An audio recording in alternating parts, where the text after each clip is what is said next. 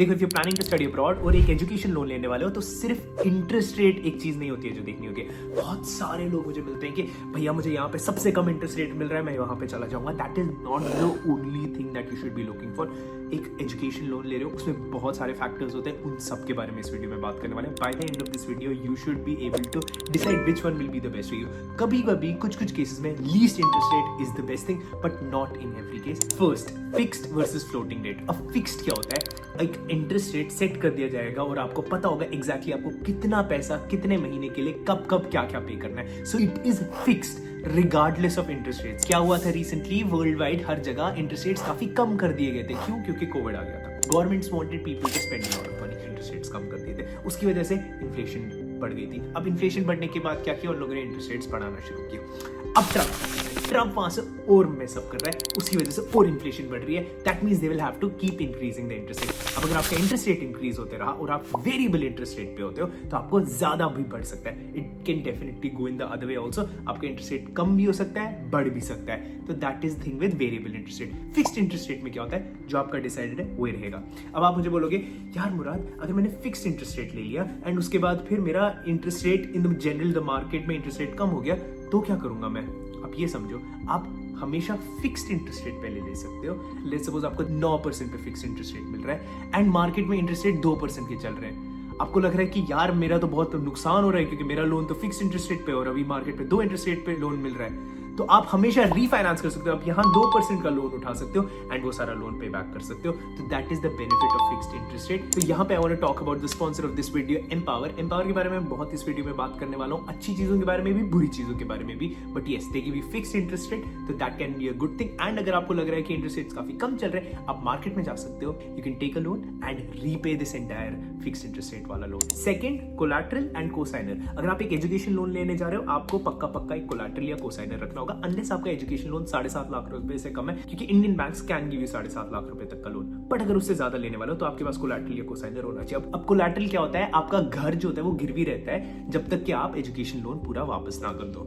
Let's suppose आप education loan वापस नहीं कर पाए क्योंकि आपके पास जॉब नहीं थी या कोई भी प्रॉब्लम आ गई आपको, तो bank does not help you with anything, कुछ भी नहीं करता है, उठ के आपका घर बेचने निकलता है। If they are not able to recover the money back, they will sell the house. That's what a collateral is for. ये तो सबको पता है। कोसाइनर क्या होता है कि अगर आप नहीं पे करोगे तो आपका फादर पे करेंगे। Someone signs on your behalf also and says कि ये liability मैं भी assume करता हूँ। That is collateral plus cosigner वाली liability. And that is where again I will plug in the sponsor of this video, Empower. अब Empower ये नहीं करता है, वो आपका collateral चेक नहीं करता, वो आपको चेक करता है। वो चेक करता है आप किस डिग्री करने जा रहे हो, किस यूनिवर्सिटी के लिए जा रहे हो एंड क्या आप वहां पे एलिजिबल हो, आपको चेक करता है एंड आपके बेसिस पे लोन देता है। वो आपके घर के बेसिस पे लोन नहीं देता है आपको, आपके बेसिस पे लोन देता है। अगर आप में मेरिट होगा तो you have to first of all qualify Mpower के क्राइटेरियाज में। एंड अगर आप क्वालिफाई करते हो तो they don't care about your घर, they don't care about anything else, they just care about you and your future. तो एम्पावर एक्चुअली आपके फ्यूचर के साथ डायरेक्टली लिंक्ड है। Not like in Indian bank जहां पे अगर आपको फ्यूचर नहीं भी चलेगा तो मैं घर ले लूंगा। अगर एम्पावर के वहां आपका फ्यूचर नहीं चला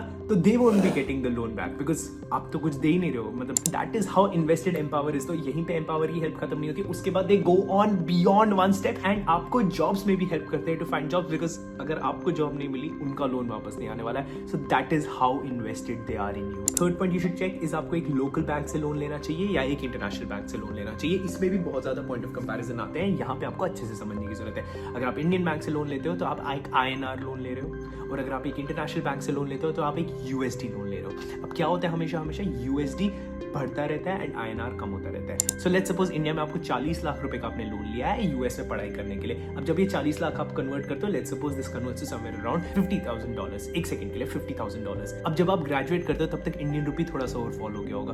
अब आपको $50,000 का लोन शायद ना चुकाना पड़े, $49,000 का लोन चुकाना पड़े बिकॉज इंडियन रुपी थोड़ा सा डिवैल्यू हो गया था। That is not the case with dollar based loan. तो डॉलर बेस्ड लोन थोड़े से आपको इनहेरेंटली महंगे पड़ जाते हैं because it is a dollar based loan, तो आपको रिटर्न भी डॉलर में ही करना होगा। बट जब आप एक इंडियन बेस्ड लोन लेते हो, उसको बाहर भी जाते हो, आपको कन्वर्जन चार्जेस उसके ऊपर और चढ़ जाते हैं। अब ये तो डॉलर बेस्ड और इंडियन लोन्स में आपको समझ आ गया।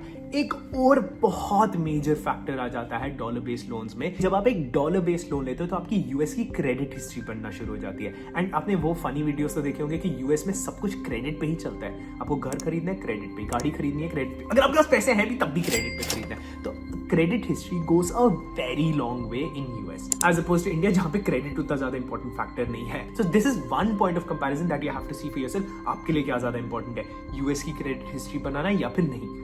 किसी के लिए हो सकती है someone who wants to stay in US for long term, उसके लिए काफी इंपॉर्टेंट हो सकता है. Next point is living cost. अभी डिपेंड करता है इंटरनेशनल लेंडर हो या डोमेस्टिक लेंडर हो, लिविंग कॉस्ट आपको कौन कवर करता है कौन नहीं कवर करता है. काफी बारी कुछ कवर करते हैं कुछ नहीं कवर करते. That is something that you have to see on your end कि क्या आपको लिविंग कॉस्ट लेना है. अगर लेना है तो कौन कवर करता है कौन नहीं कवर करता है. Next you have to see prepayment penalty. अगर आप एक एजुकेशन लोन ले रहे हो तो क्या उसमें प्रीपेमेंट पेनल्टी है या नहीं है. एम्पावर में कोई प्रीपेमेंट पेनल्टी नहीं, बट उसका मतलब क्या होता है कि अगर आपने लेट्स सपोज लोन खत्म करना चाहा, आप लोन खत्म करना चाहते हो, कुछ बैंक्स क्या बोलेंगे, यार आपका लोन जो पीरियड है आपको पूरा पे करना है. अगर आप जल्दी पे करना चाहते हो तो आपको एक्स्ट्रा पे करना पड़ेगा. That is prepayment penalty.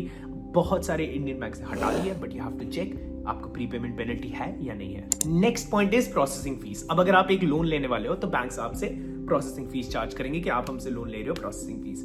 But अभी के टाइम पे वीजा रिजेक्शंस आ रहे हैं, बहुत ज्यादा वीजा रिजेक्शंस आ रहे हैं. तो अगर आपने लेट्स सपोज लोन अप्लाई कर दिया, लोन आपको सैंक्शन हो गया, आप यूएस के वीजा के लिए अप्लाई करते हो, आपने तब तक प्रोसेसिंग फीस अप्लाई कर दिया होगा, पे कर दिया होगा, एंड लेट्स सपोज आपका वीजा रिजेक्ट हो जाता है. ऑन द अदर हैंड अगर आप एक एम्पावर का लोन लेते हो, you do not have to pay anything to anyone. Next point of comparison is arrangements. अब ये मैं अपने एंड से बना रहा हूँ ये वर्ड, ऐसा कुछ होता नहीं है, बट ऐसा भी हो रहा है काफी लोगों के साथ कि वो बड़े बड़े एजुकेशन लोन लेके बाहर पढ़ने जा रहे हैं एंड उसके बाद फिर बाहर सिचुएशन ही बदल रही है. जैसे आप यूएस देख लो, इतनी सारी पॉलिसीज चेंज हो रही है. अब अगर आप ऐसी सिचुएशन में बाहर जा रहे हो, सबसे मेजर कॉज ऑफ कंसर्न क्या हो सकता है कि आप एजुकेशन लोन वापस करना तो चाहते हो बट अभी पैसे नहीं है. In that case you do not get support from Indian banks, क्योंकि they have already your collateral and वो एकदम कट थ्रोट बिजनेस मॉडल पे चल रहे हैं कि 90 डेज तक आपके पैसे नहीं आए तो वो आपको एनपीए डिक्लेयर कर देते हैं एंड फिर वो आगे बढ़ते हैं. अब अगर this is a major cause of concern for you, तो यहाँ पे I would recommend you to check whether your vendor, the person you are taking an education loan from, is it flexible और not. Mpower is because they have to, because उन लोगों ने आपको loan दिया और किसी को लोन नहीं दिया, तो they have to be very flexible with you कि अगर आपको कोई प्रॉब्लम हो रही है they have to help you.